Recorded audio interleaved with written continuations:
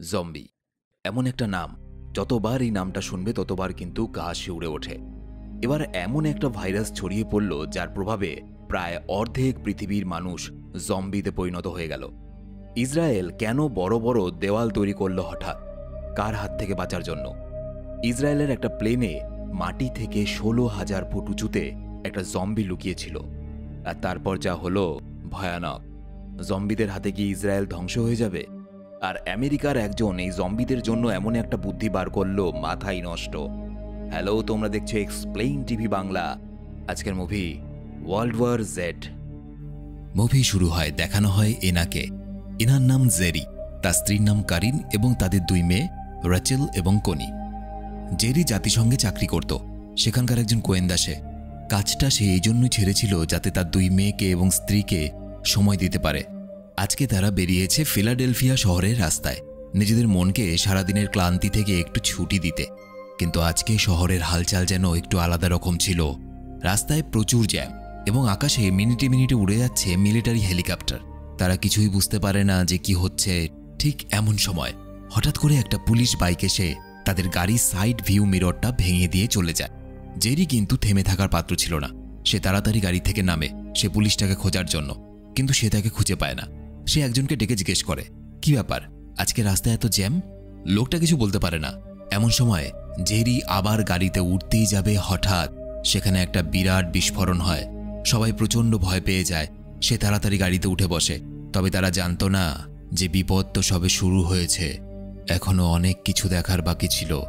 এরই মধ্যেই পেছনের একটা ট্রাক হঠাৎই নিয়ন্ত্রণ হারিয়ে একের পর এক গাড়িকে ধাক্কা দিতে থাকে। জেরি সেখান থেকে পালানোর চেষ্টা করে, কিন্তু তার চেষ্টা বৃথা যায়। ট্রাক থেকে বাঁচতে পারলেও একটা অ্যাম্বুলেন্স এসে তাদের গাড়িকে ধাক্কা মারে।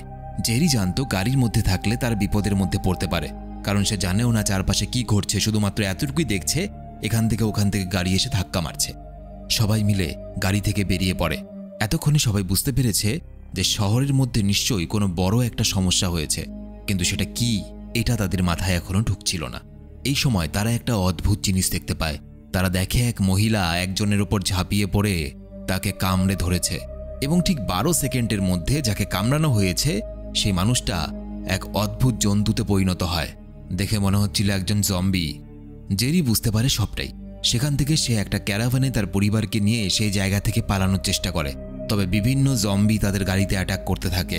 কোনো রকমে তারা নিজেদেরকে ওইসব জম্বিদের হাত থেকে বাঁচিয়ে একটা নিরাপদ আশ্রয়ে এসে পৌঁছায়। এই সময় তার কাছে কল আসে তার পুরনো কলিগ, যার সাথে সে একসময় কাজ করত এবং একই সাথে বন্ধু, যার নাম থেরি। থেরি জানায় যে তারা খুব অল্পের জন্য প্রাণে বেঁচে গেছে এবং সে তাদের জন্য একটা হেলিকপ্টারের বন্দোবস্ত করবে, এবং ঠিক 1 ঘন্টার মধ্যে হেলিকপ্টারটা কোথায় জেরিদের পরিবারকে পিক আপ করে নেবে সেটা কল করে সে জানিয়ে দেবে।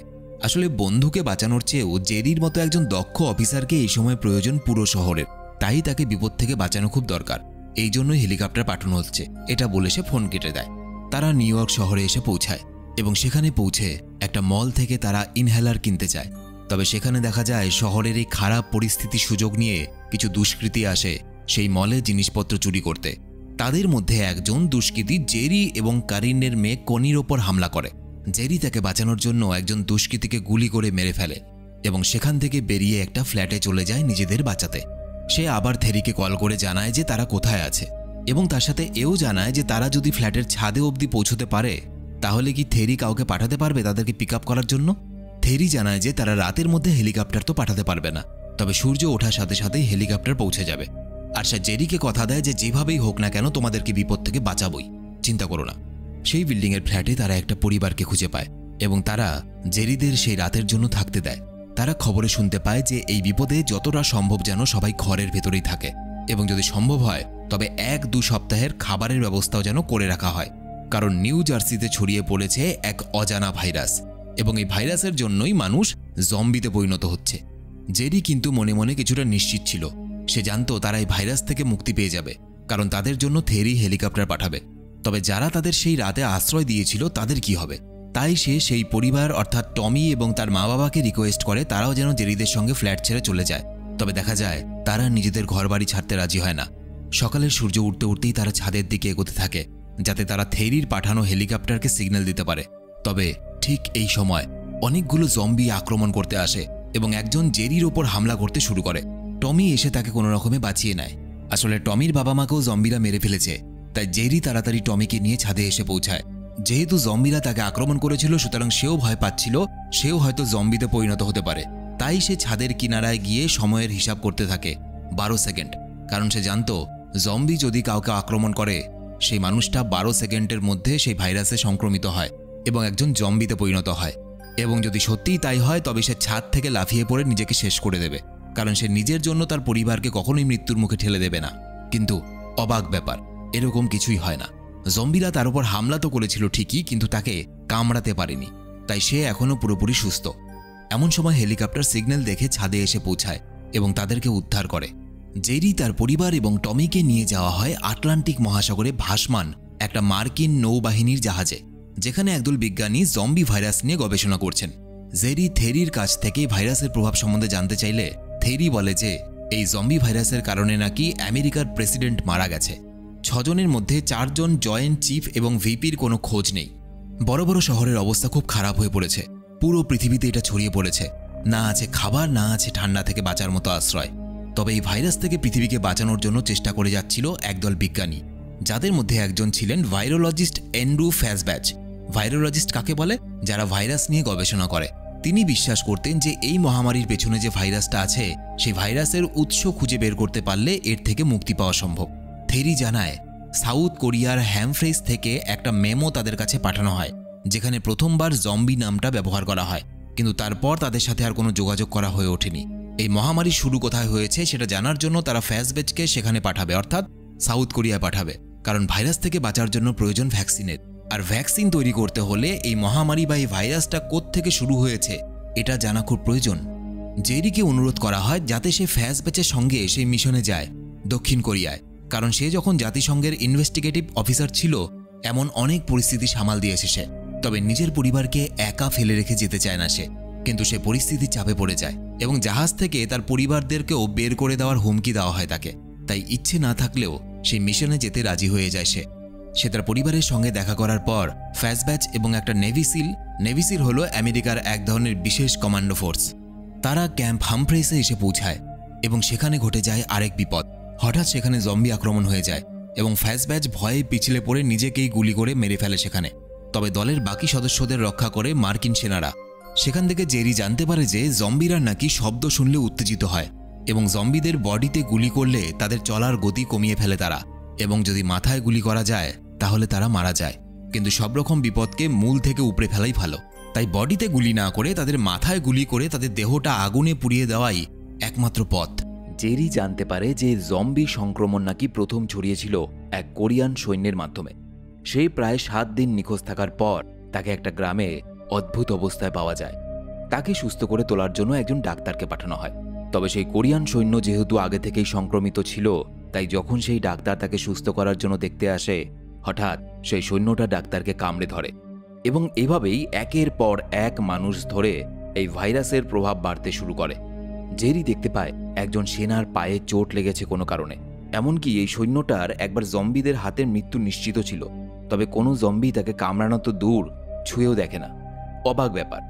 জেরিও অবাক হয়ে যায়, কতটা লাকি হলে একটা মানুষ যে জম্বিদের সামনে দাঁড়িয়ে আছে অথচ জম্বিরা তাকে কিচ্ছু করেনি। এরপর জেরি সেখানে একজন আসামিকে দেখতে পায়, যে ছিল একজন সিআইএ এজেন্ট।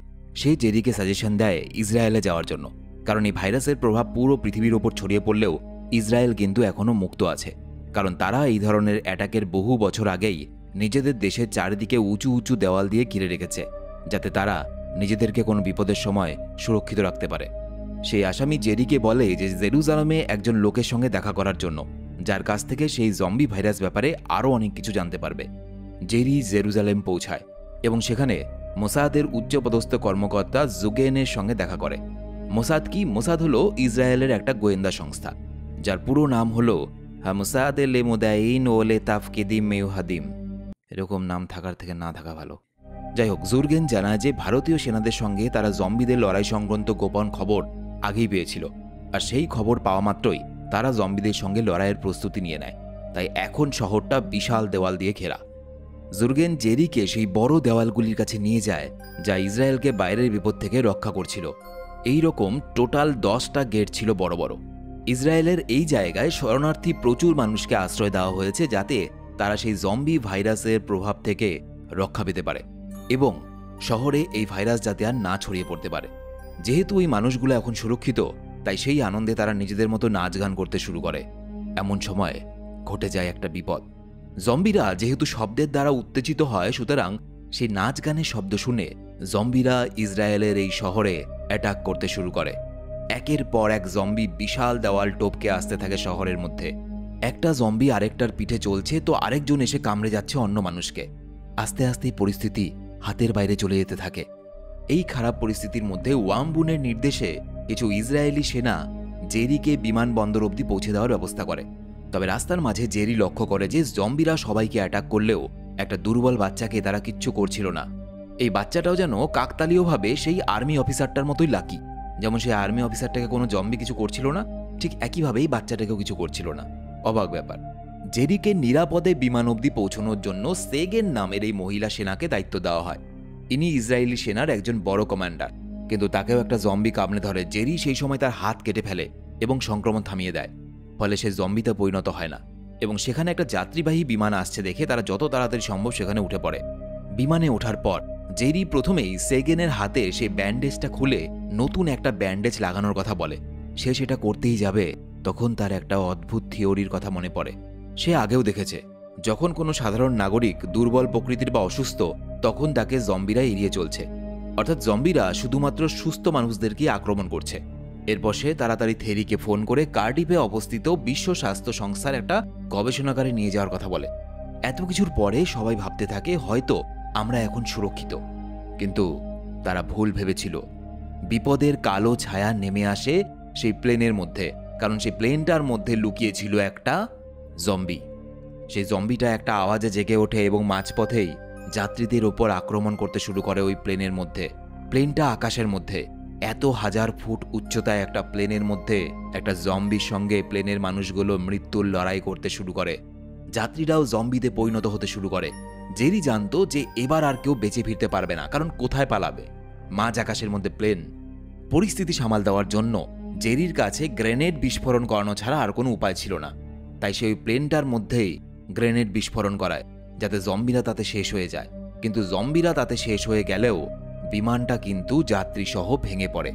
অন্যদিকে সবাই ধরে নেয় যে জেরি মারা গেছে, ফলে জেরির পরিবারকে সেই জাহাজ থেকে নিরাপদে নিয়ে যাওয়া হয় নোভা স্কশিয়ায়। কিন্তু ভাগ্যের অশেষ কৃপায় জেরি এবং সেগেন দুজনেই বেঁচে যায়, কিন্তু গুরুতর আহত অবস্থায় সে বিমানের মধ্যে আটকে থাকে। সেগেন তাকে উদ্ধার করে এবং তারা একসাথে কার্ডিফের গবেষণাগারে পৌঁছায়। জ্ঞান হারানোর প্রায় 3 দিন পর জেরি চোখ খোলে। সে নিজেকে হাসপাতালের বেডে খুঁজে পায়। সে জানতে পারে তার পরিবারকে নোভা স্কশিয়া নামে জায়গায় নিয়ে যাওয়া হয়েছে। নোভা স্কশিয়া হল কানাডার 3টে উপকূলবর্তী প্রদেশের অন্যতম একটা। জেরি নিজেকে কোনোভাবে সামাল দিয়ে বলতে থাকে, জম্বিরা এমন ব্যক্তিদেরকে এড়িয়ে চলছে যারা কিনা অসুস্থ বা দুর্বল বা আহত, কারণ তাদের দেহে যেহেতু আগে থেকেই কোনো না কোনো রোগের ভাইরাস আছে বা জীবাণু আছে, সুতরাং তাদেরকে তারা সংক্রমণ করতে পারবে না।